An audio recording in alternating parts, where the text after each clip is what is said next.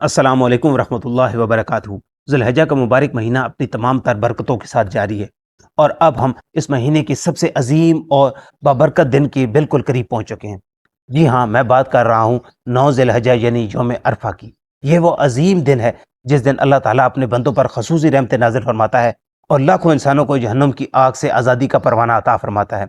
अगर आप रमज़ानुल मुबारक में एतकाफ़ या लैलतुल क़द्र की रात से महरूम रह चुके हैं तो मायूस मत हों, क्योंकि अल्लाह रब्बुल इज़्ज़त ने आपको अपनी रहमत समेटने का एक और सुनहरी मौका अता फरमाया है।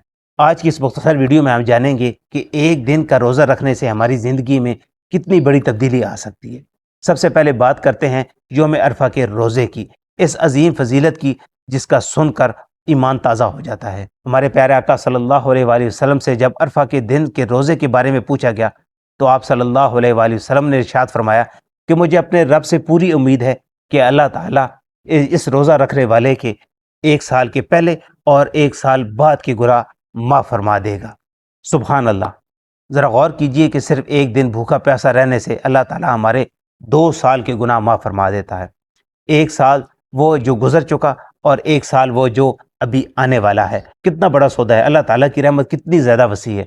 सिर्फ रोज़ा ही नहीं बल्कि यौम अरफा की दुआ की कबूलियत का भी सबसे बड़ा दिन है। नबी पाक सल्लल्लाहु अलैहि वसल्लम का फरमान है कि सबसे बेहतरीन दुआ वो है जो अरफा के दिन की जाए।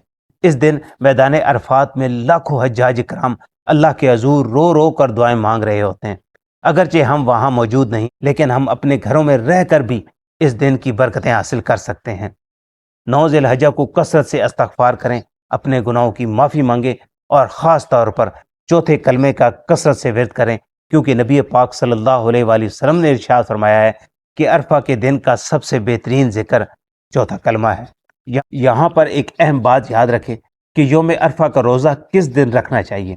इसमें सबसे महफूज और अफजल तरीका यह है कि आप अपने मुकामी कैलेंडर के मुताबिक ज़िल्हिज्जा का रोज़ा रखें। अगर आप चाहें तो एहतियातन 8 और 9 ज़िल्हिज्जा यानी 2 दिन भी रोज़ा रख सकते हैं कि अगर तारीख का फ़र्क भी हो तब भी आप इस अजीम फजीलत से महरूम ना हो सकें। मेरे प्यारे भाइयों, ईद की तैयारियों में, बारबेक्यू की प्लानिंग में और शॉपिंग के हजूम में इस एक दिन को आम दिनों की तरह ज़ाया मत कीजिएगा। सहरी कीजिए, रोज़ा रखिए और ख़ास तौर पर अफ्तारी से पहले जो वक्त है उसमें दुनिया के तमाम काम छोड़कर मसल्ले पर बैठ जाएं। अपने रब से अपने लिए, अपने बच्चों के लिए, अपने वालिदैन के लिए, पूरी उम्मत के लिए रो रो कर दुआएं मांगे। क्या मालूम अगली ईद पर हमें ये मुबारक दिन नसीब हो या ना हो। अल्लाह ताला से दुआ है कि वो हमें यौम अरफा का रोज़ा रखने, कसरत से इबादत करने और अपनी बख्शिश करवाने की तौफीक अता फरमाए। अगर आपको वीडियो पसंद आई है तो इसको लाइक करें और अपने दोस्तों और रिश्तेदारों के साथ लाजमी शेयर करें ताकि वो भी रोज़े की फजीलत से फ़ायदा उठा सकें।